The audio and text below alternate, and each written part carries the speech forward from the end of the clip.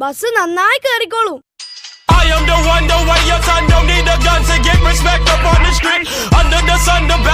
ഇന്നലെ ആ രാജേഷ് എന്നെ തല്ലിയിട്ട് ഞാൻ തിരിച്ചു തല്ലിയത് പോലുമില്ല.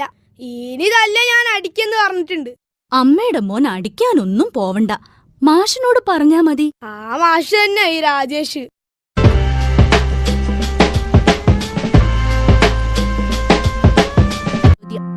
ഗാന്ധിജിയുടെ കഠിന പ്രയത്നം കൊണ്ട് ഓഗസ്റ്റ് 15-ന് നമുക്ക് എന്ത് കിട്ടി? മുട്ടായി.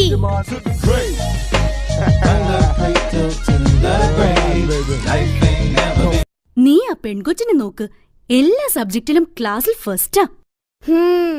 അവളെ നോക്കിയിരുന്നത് കൊണ്ടാ ഞാൻ എല്ലാത്തിനും പൊട്ടിയത്.